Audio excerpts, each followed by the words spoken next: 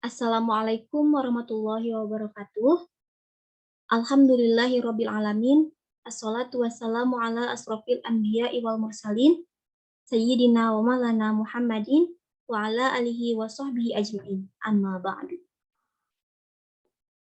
Puji syukur mari kita panjatkan kepada Tuhan Yang Maha Esa atas rahmat dan karunia-Nya yang telah diberikan kepada kita berupa kesehatan. Shalawat serta salam semoga tetap tercurah limpahkan kepada junjungan kita Habibana wa Nabiyana Muhammad Sallallahu Alaihi Wasallam. Yang terhormat Bapak Dr. Adi Nugroho MPD selaku dosen pembimbing mata kuliah Sejarah Sastra Indonesia dan yang saya banggakan rekan-rekan kelas Dik 1A. Saya ucapkan terima kasih telah memberikan kesempatan kepada kami untuk melakukan presentasi.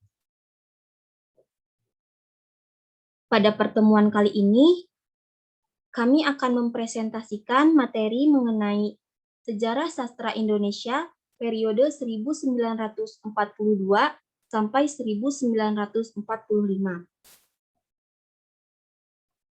Next.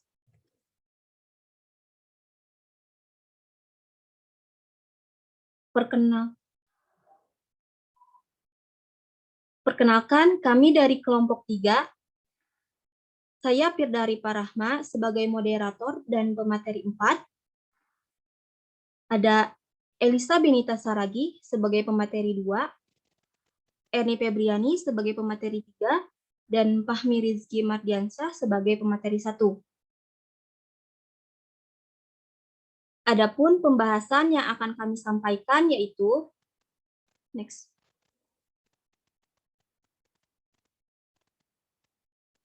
Yang pertama, latar belakang.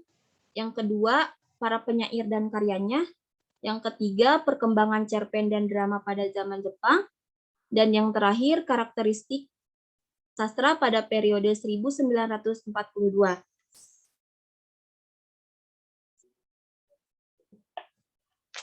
Baik, sebelum lanjut ke sesi berikutnya, izinkan saya menyampaikan sebuah pantun. Siang hari makan bakso basi, malam hari makan ikan teri. Karena sudah saatnya presentasi, mari mulai membahas materi. Langsung saja ke pembahasan pertama, yaitu latar belakang yang akan dipaparkan oleh Fahmi. Kepada Fahmi, saya persilahkan.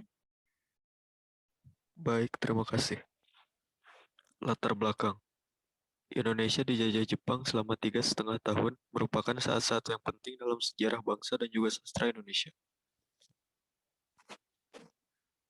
Jepang mendukung diresmikannya bahasa Indonesia sebagai bahasa nasional Indonesia dan mengajarkan bahasa Jepang di seluruh kepulauan dan dalam seluruh bidang kehidupan.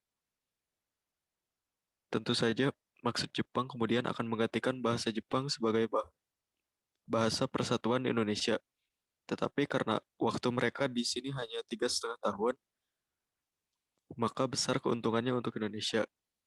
Sebelum diganti dengan bahasa Jepang, Jepang sudah kalah dan bahasa Indonesia sudah tetap dan kuat kedudukannya. Dengan makin intensifnya bahasa Indonesia dipergunakan dalam segala kehidupan di segenap kepulauan Nusantara, maka sastra Indonesia juga mengalami intensifikasi. Pada zaman ini, para pengarang beserta seniman dikumpulkan oleh Jepang di kantor pusat kebudayaan Jepang yang dinamakan Keimin Bunka Shidosho. Jepang mempunyai tujuan terselubung untuk mengumpulkan para pengarang dan seniman tersebut, yaitu mereka diminta membuat lagu-lagu, lukisan, slogan, sajak, dan sandiwara serta film yang digunakan sebagai alat propaganda Jepang. Kantor pusat kebudayaan didirikan untuk berkumpulnya para sastrawan dan menampung propaganda Jepang, serta sebagai badan sensor penerbitan. Dalam hal ini, Jepang bermaksud menguasai Asia dengan semboyan 3A. Perkumpulan sandiwara disatukan di bawah POSD atau Perserikatan Usaha Sandiwara Jawa. Jepang menyampaikan propagandanya lewat pengetahuan kebudayaan yang bernaung dalam kantor pusat kebudayaan. Lewat pengetahuan kebudayaan tersebut dapat melancarkan jiwa propaganda orang-orang bumi untuk bekerja giat dan bekerja di pabrik-pabrik. Sekian yang saya sampaikan. Selanjutnya saya kembalikan ke moderator. Baik, terima kasih Fahmi atas pemaparan materinya. Pembahasan selanjutnya yaitu para penyair dan karyanya yang akan dipaparkan oleh Elisa. Kepada Elisa, saya persilahkan. Baik, terima kasih. Sekarang saya akan menjelaskan tentang para penyair dan karyanya. Yang pertama ada Usmar Ismail, seorang pemuda Minangkabau, kelahiran Bukit Tinggi tanggal 20 Maret tahun 1921. Lebih terkenal sebagai dramawan dan sinester, pembuat film, terutama dalam tahun-tahun belakangan. Dalam dunia sastra, dia lebih terkenal sebagai penulis drama. Tetapi dia mulai masuk ke dunia kesusastraan khususnya dan kesenian umumnya dengan sajak-sajak dan beberapa cerpen. Ia menulis beberapa cerpen, di antaranya Pancaran Cinta tahun 1946 dan Gema Tanah Air tahun 1948. Dan sajak-sajaknya dikumpul dan diterbitkan dalam sebuah buku berjudul Puntung Berasap tahun 1949. Dalam sajak-sajaknya sangat bermulaan terasa kepercayaan terhadap Jepang akan membawa kemerdekaan bagi Indonesia, tetapi kemudian ia pun segera menemukan kekecewaannya. Dalam sajak Diserang Rasa, karangannya berisi rasa was-was dan ragu kepada kesungguhan janji dan semboyan Jepang. Yang kedua, Amal Hamzah, lahir di Binjai, Langkat, tanggal 31 Agustus 1922. Mulai menulis pada zaman Jepang, ia seorang yang kasar dan sajak-sajaknya sangat naturalistis. Juga dalam sandiwara-sandiwara dan cerita sketsa yang ditulisnya, sensualisme sangat kentara. Sajak-sajak dan karangan-karangan lainnya kembali diterbitkan dalam sebuah buku yang berjudul Pembebasan Pertama. Setelah itu, ia lebih menaruh minatnya kepada menerjemahkan. Ketiga, Rosihan Anwar, lahir di Padang pada 10 Mei 1922 pada zaman Jepang, menulis sejumlah sajak dan cerpen. Sajak-sajaknya banyak melukiskan perasaan dan semangat pemuda. Cerpen yang berjudul Radio Masyarakat menceritakan kemelut pemuda yang dilanda keraguan atas segala janji-janji kosong dari Jepang. Keempat, Anas Ma'ruf, lahir di Bukit Tinggi pada zaman sesudah perang, lebih terkenal sebagai organisator kebudayaan dan penerjemah. Ia menulis sejumlah sajak esai dan kritik.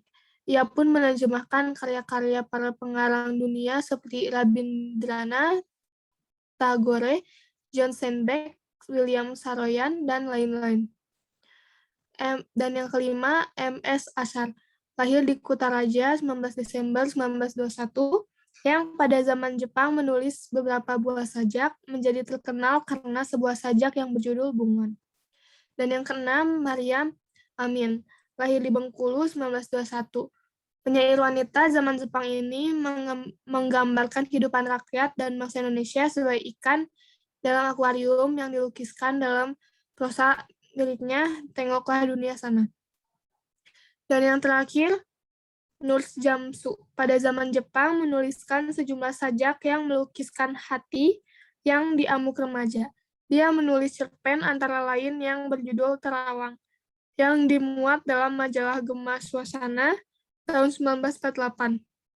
Sekian dari saya kembalikan lagi ke moderator. Baik, terima kasih Elisa atas pemaparan materinya.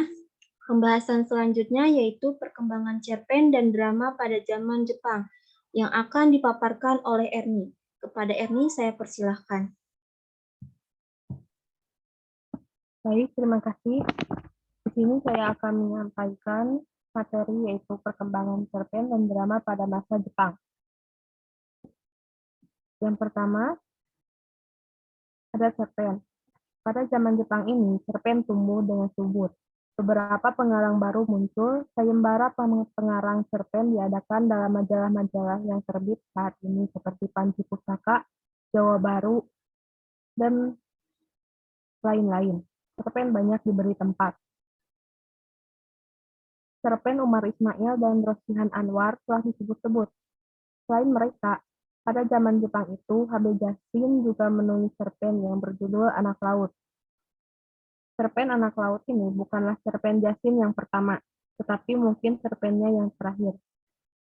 Sebelum perang, Jassin menulis cerpen yang dimuat dalam majalah Pujangga Baru antara lain yang berjudul Nasib Voluntaire tahun 1941.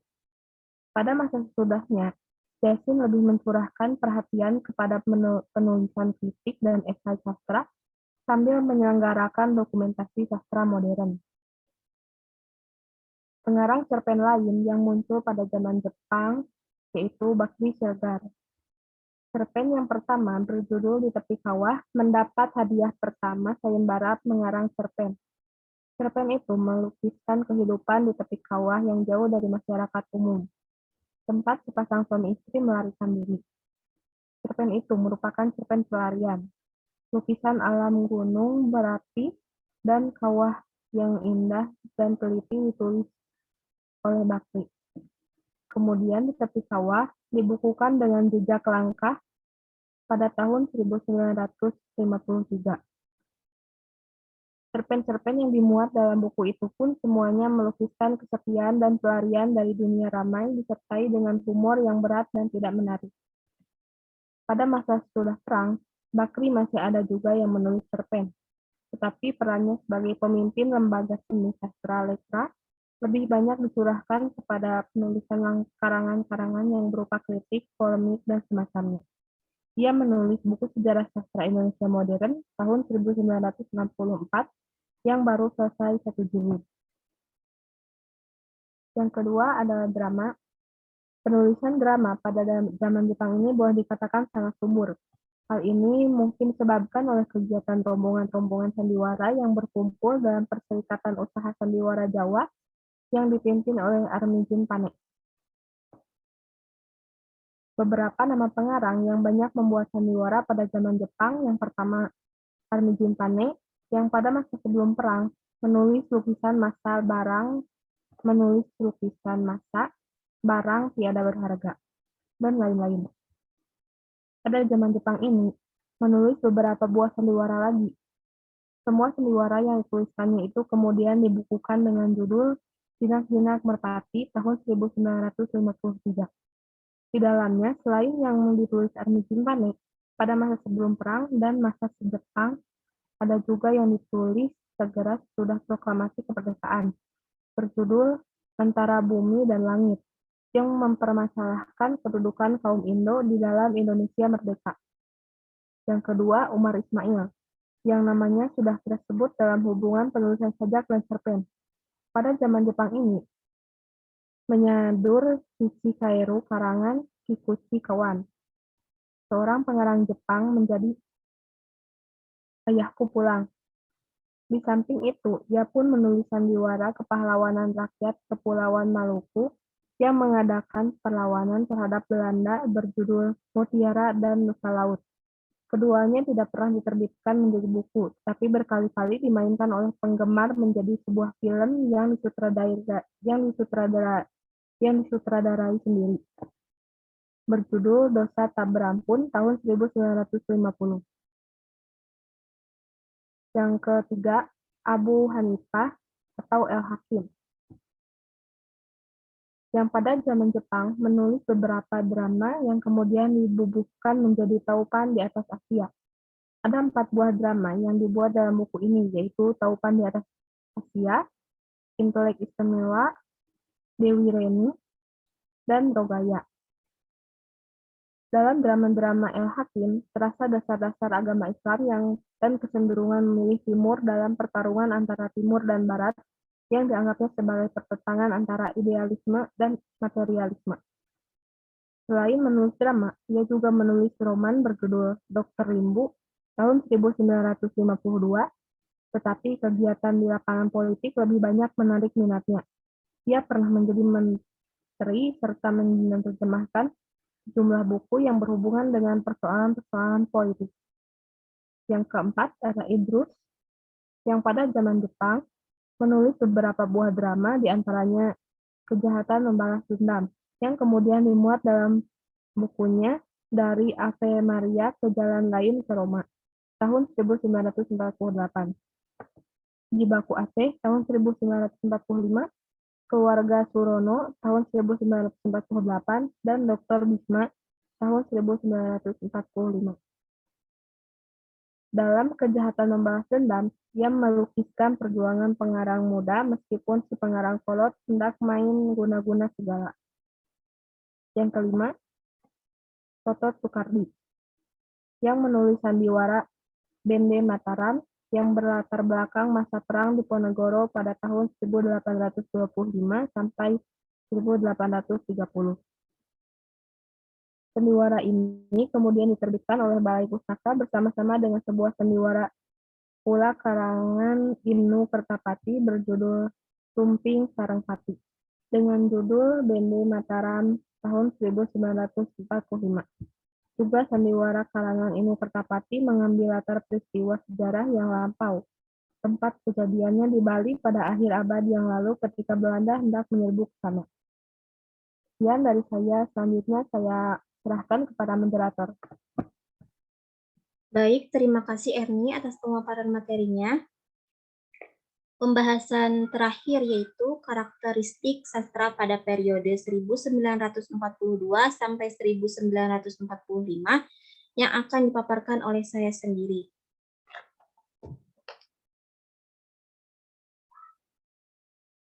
Karakteristik sastra pada periode 1942 sampai 1945 yang pertama yaitu bahasa yang digunakannya bukan lagi bahasa buku tetapi sudah menggunakan bahasa sehari-hari. Jadi karakter sastra pada periode ini bahasanya bukan lagi bahasa baku atau bahasa buku tetapi sudah menggunakan bahasa sehari-hari. Nah, yang kedua ada karya yang dihasilkan umumnya pendek dan singkat.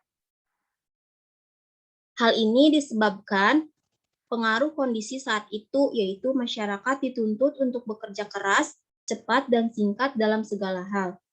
Dan yang ketiga ada bahasa yang digunakannya bahasa Indonesia sehari-hari. Nah, dari segi bahasa yang digunakannya itu adalah bahasa Indonesia dalam segala hal bidang maupun dalam kehidupan sehari-hari.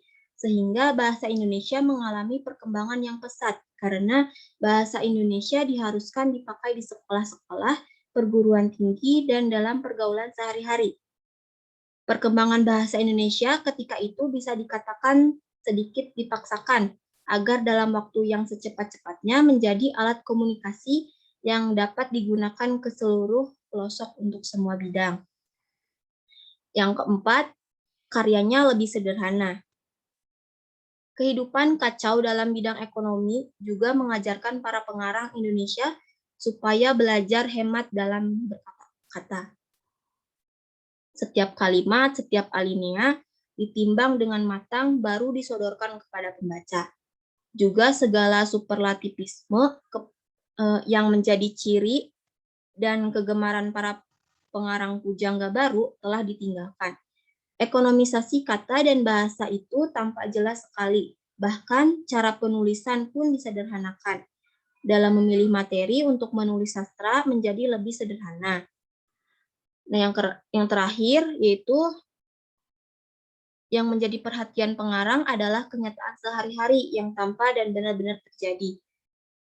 Jadi yang menjadi perhatian para pengarang itu bukanlah masalah yang pelik ataupun kehidupan yang rumit, melainkan kenyataan sehari-hari yang tampak karena benar-benar terjadi dan terlihat oleh mata kepala sendiri. Baik, sekian materi yang dapat kami sampaikan. Selanjutnya, kami buka sesi diskusi yang teman-teman dapat akses pada portal Spot. Teman-teman bisa menganggapi pada kolom diskusi. Untuk teknisnya, kami mempersilahkan satu orang perwakilan dari setiap kelompok untuk menyampaikan tanggapannya. Baik, kita sudah sampai di ujung presentasi. atas segala kekurangan atau kesalahan yang mungkin menyertai, itu murni dari diri kami pribadi. Untuk itu, kami mohon maaf yang sebesar-besarnya. Semoga apa yang kami sampaikan bisa bermanfaat dan berkah untuk kita semua. Amin ya Rabbal 'Alamin. Terima kasih. Wassalamualaikum warahmatullahi wabarakatuh.